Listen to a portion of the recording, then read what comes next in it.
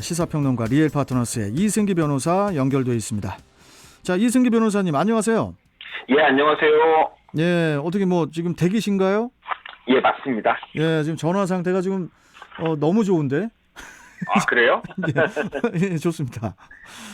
그러니까 지금 조금 좀 목소리가 강한 것 같아서 그래서 이제 한번 말씀을 드려봤고. 예. 자, 일단 오늘 첫 번째 이슈 뭡니까?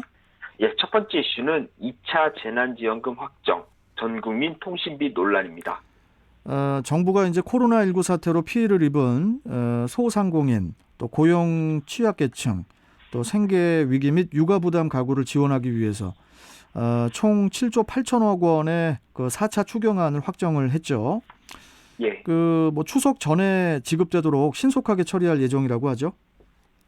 예, 문 대통령은 이번 추경에 대해서 이제 피해 맞춤형 재난 지원이라고 평가를 하고 있습니다. 네.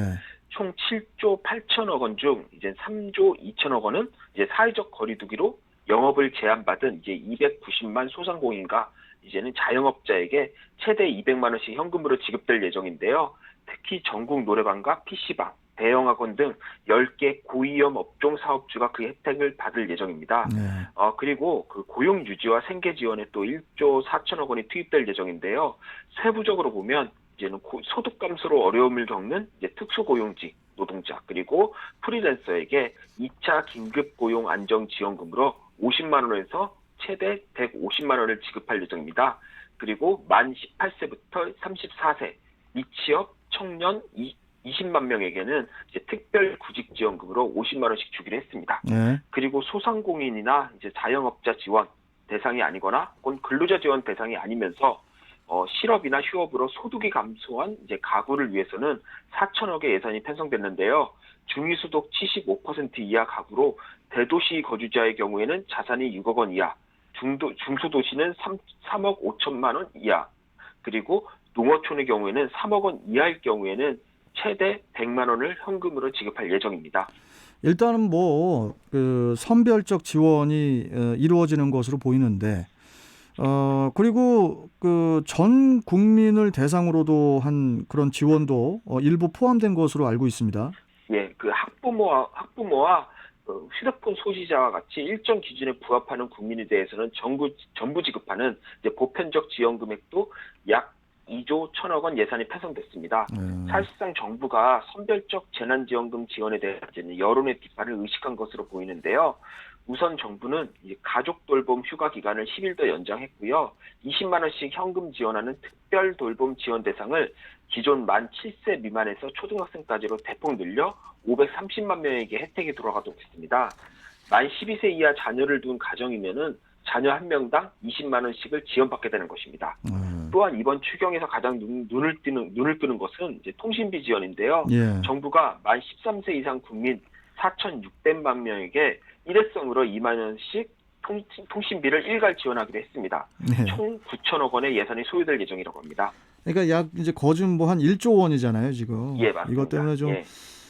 이게 지금 통신비 2만 원 지원 때문에 지금 논란이 좀 있어요. 정치권뿐만이 아니고 여론에서도 지금 좀 비판의 목소리가 있는 것 같아요. 예, 이번 통신비 지원은 이제 이낙연 민주당 대표의 작품인데요. 이낙연 대표가 이를 문재인 대통령에게 제안을 했고요. 정부가 이를 수용해 예산에 편성한 것입니다.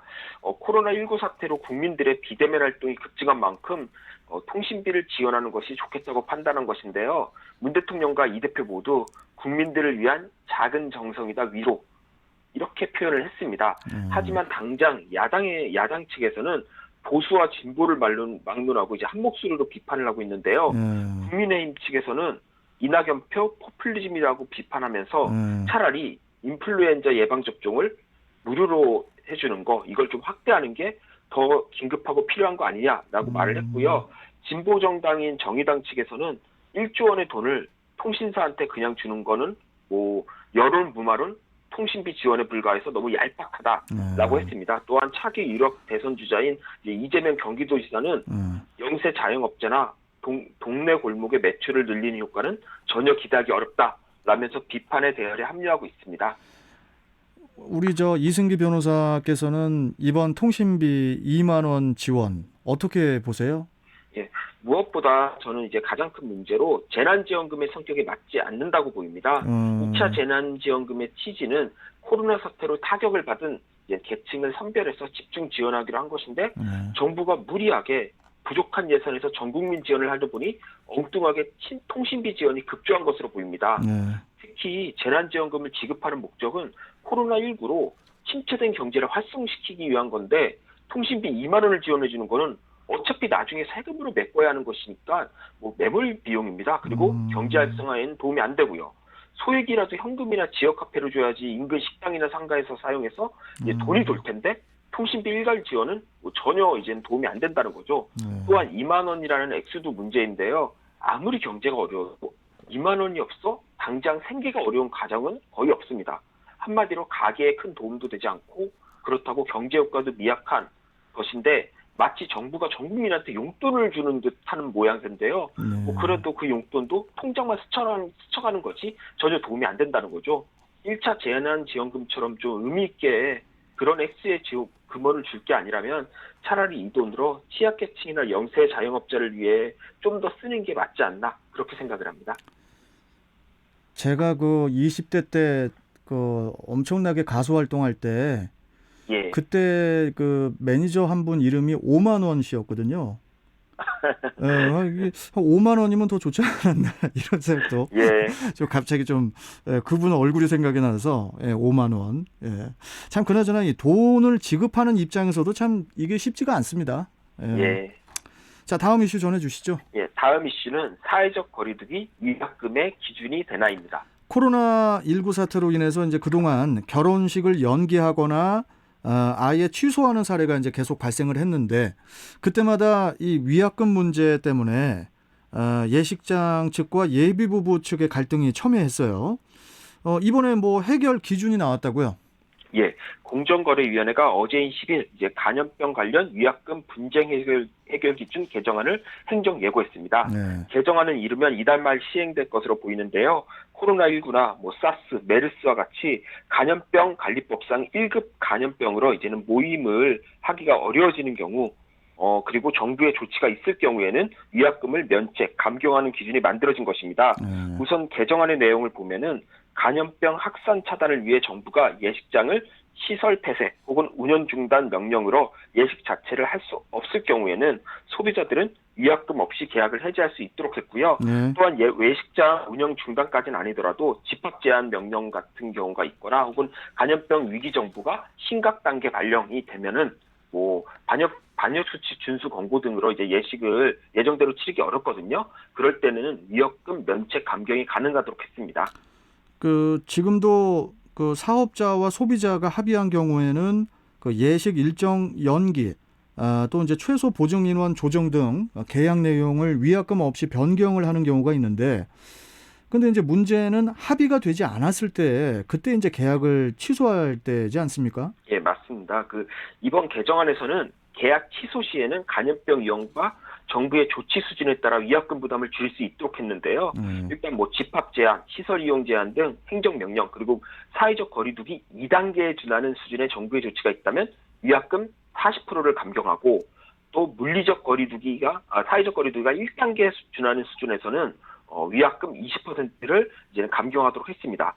특히 이번 개정안에서는 소비자가 예식 계약 체결 후 15일 이내에는 언제든 계약을 해지할 수 있도록 했는데요.